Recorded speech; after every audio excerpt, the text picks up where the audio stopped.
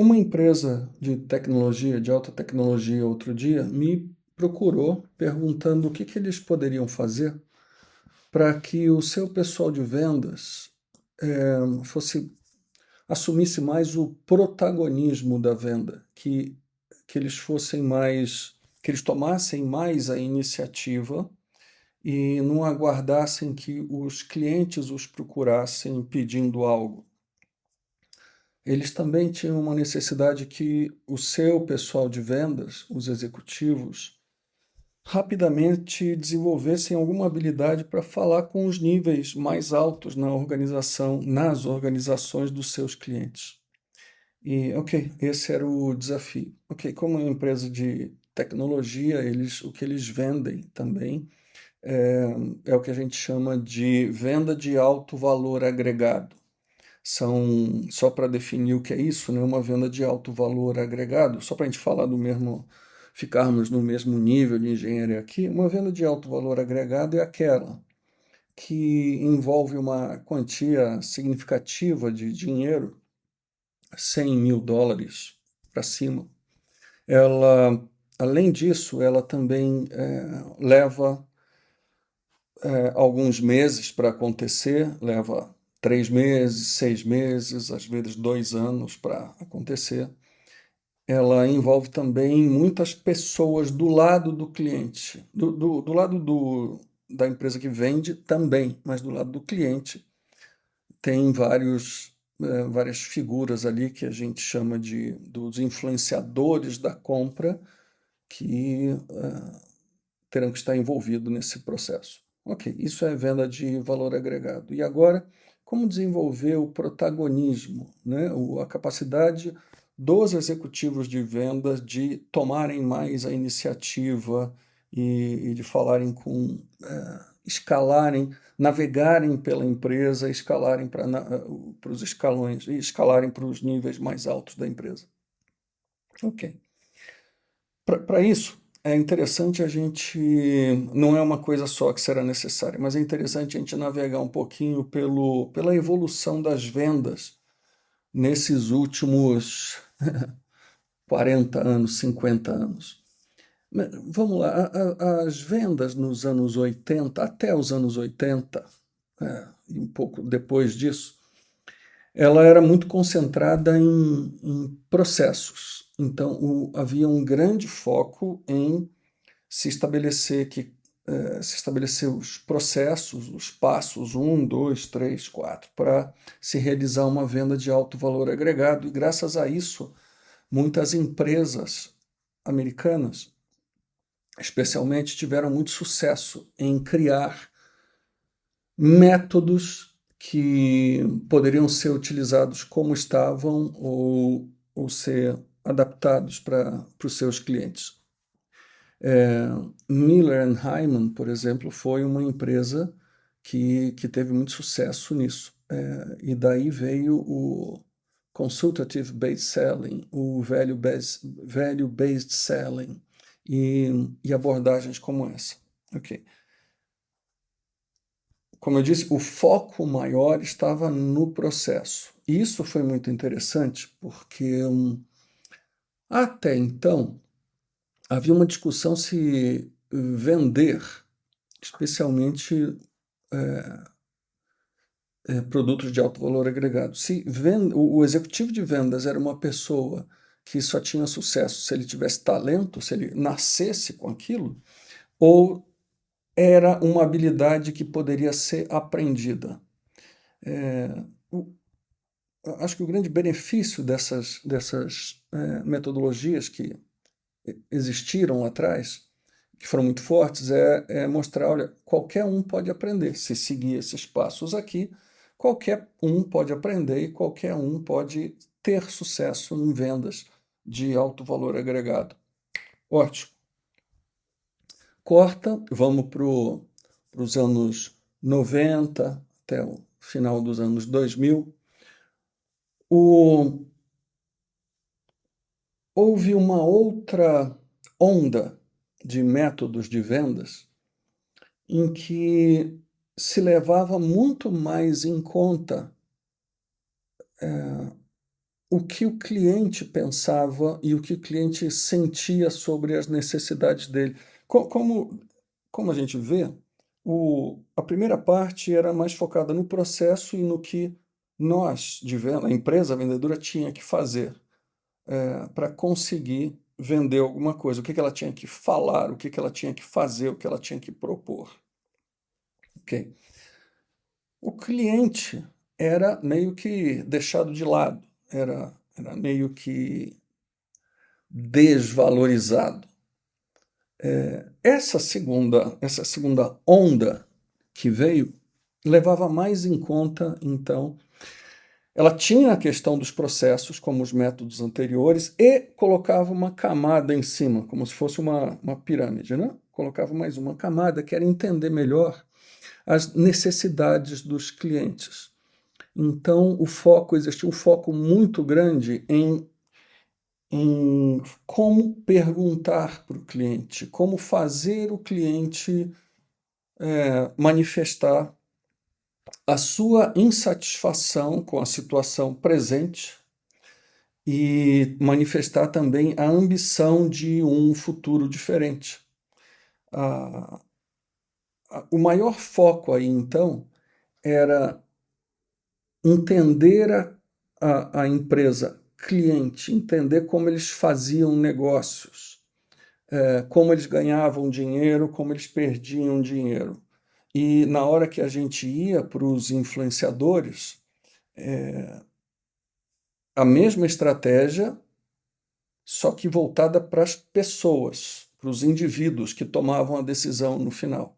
Então, se a gente fosse conversar com um diretor financeiro, por exemplo, o conceito aqui era fazê-lo falar sobre as suas insatisfações a respeito da situação atual e as suas ambições aonde ele queria chegar. Quanto mais ele falasse, se a gente soubesse fazer boas perguntas, ele próprio se sentiria ainda mais insatisfeito com a situação presente e ainda mais desejoso por uma situação diferente no futuro. Então, a estratégia aqui era fazer com que ele se sentisse muito mais desconfortável, porque uma vez que ele tem, ele próprio fala e cria um gap entre como ele está hoje e como ele poderia estar no futuro, quanto maior essa distância, maior o desejo dele de mudar. Tinha que se ter um cuidado aí, isso se descobriu um pouco mais tarde, porque primeiro, quando o gap era muito pequeno, não havia motivo para um cliente mudar, investir numa tecnologia nova, num produto novo, num serviço novo.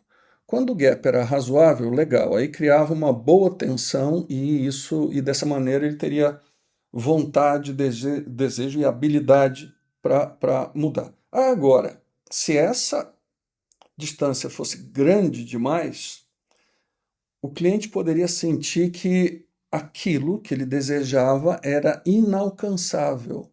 E quando uma coisa ou é fácil demais, ou ela é difícil demais, o cliente não age em nenhuma das duas situações. Só quando existe aquela distância razoável entre situação presente e situação futura que o cliente conseguia agir. Ok. Então,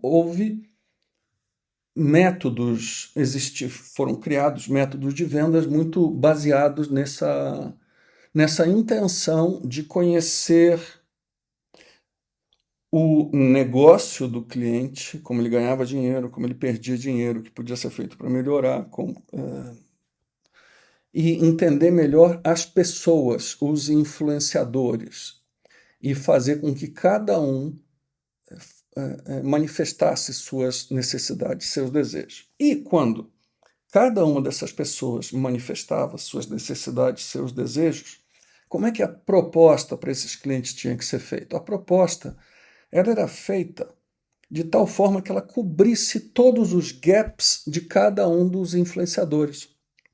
Então, o diretor financeiro tinha lá uma necessidade, a proposta atendia essa necessidade, Agora, tinha um outro influenciador, que era o diretor de manufatura, por exemplo, e a proposta também cobria essa necessidade, e tinha lá o diretor de RH, e a proposta atendia essa necessidade. Então, na proposta, todas as pessoas, todos os influenciadores deveriam ser atendidos, e isso aumentava muito a chance de se fechar um negócio.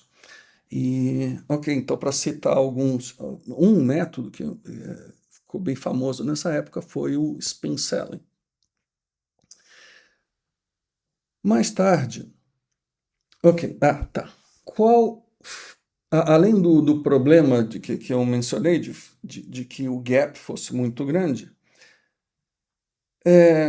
o que aconteceu é que muitas pessoas não entenderam muito bem esse conceito, e as visitas de vendas começaram a ser situações em que o cliente, os influenciadores, eram instados a falar, a se sentir mal no final, porque o que ele via era uma distância entre onde ele estava e onde ele deveria estar. E isso foi criando, à medida que as visitas aconteciam, foi criando uma memória ruim dessas reuniões. E os clientes começaram a se sentir mal com isso. Não todos, lógico, mas alguns pensavam assim: puxa, lá vem aquele executivo da empresa tal que vai me fazer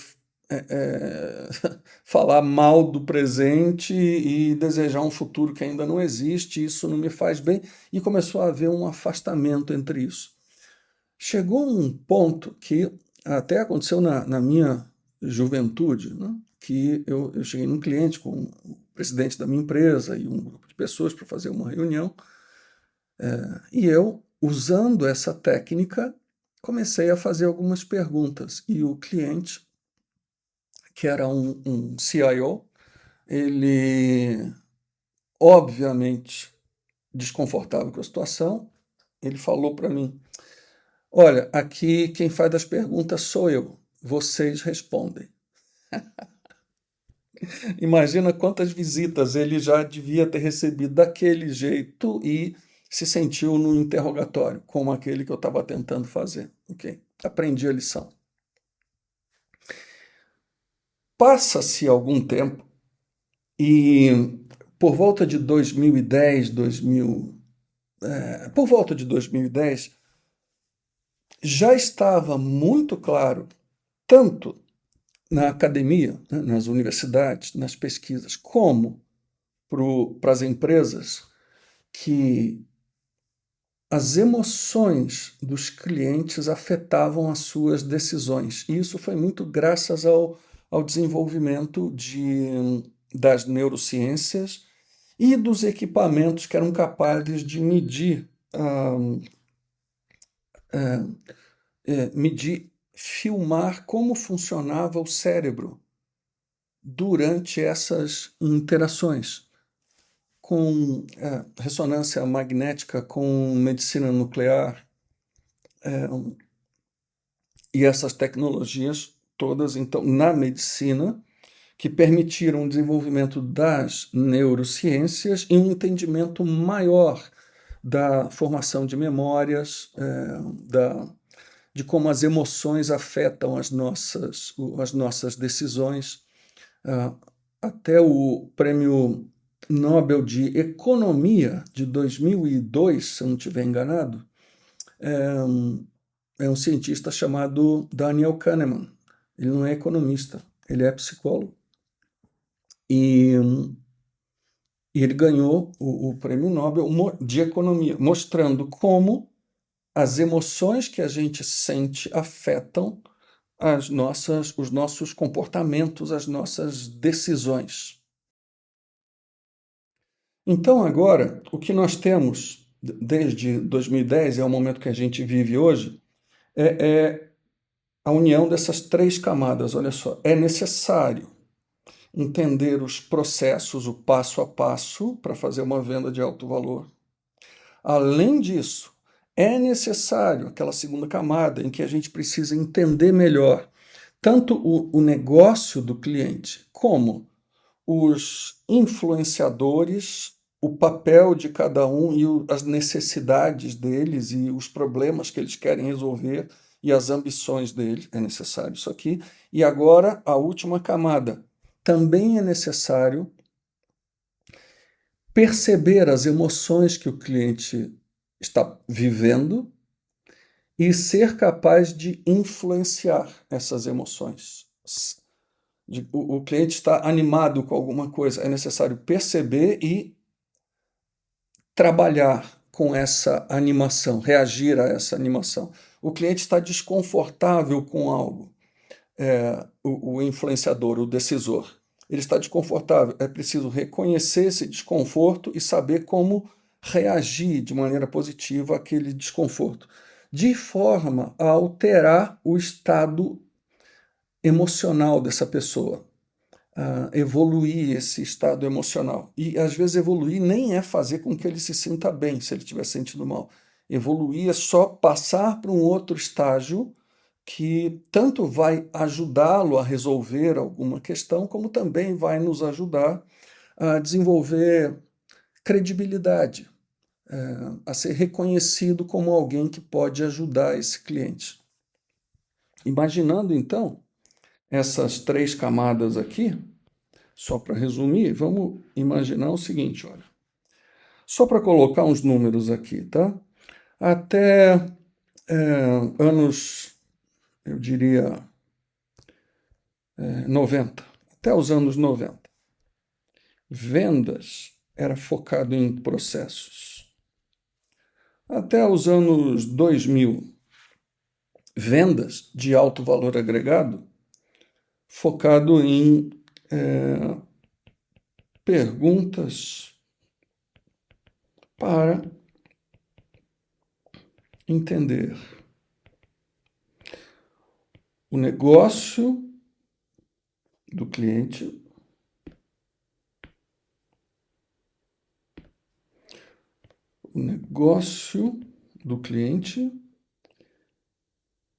e as necessidades das pessoas, né? Dos decisores, dos influenciadores. E agora, já tinha começado no ano 2000 e fortemente em 2010, e agora o momento que a gente está vivendo, né? 2025, 26, 27, 28, 29. Esse é o momento em que o que nós temos que entender é como gerenciar emoções. Gerenciar, não só gerenciar, né? Reconhecer e gerenciar. Reconhecer e gerenciar as emoções, tanto as nossas como dos nossos clientes. Okay? Esse é o momento que a gente está vivendo hoje. E é isso que a nossa empresa, que é voltada para desenvolvimento de executivos, tanto em liderança como em vendas complexas, é nisso que a gente se foca. É uma empresa que existe desde os anos 70 e a gente vem fazendo pesquisa e se desenvolvendo desde então com as melhores técnicas, as melhores tecnologias para isso. Okay? Se você quiser saber um pouco mais, nosso contato vai aparecer aqui embaixo e ficamos à sua disposição. Um abraço, até a próxima.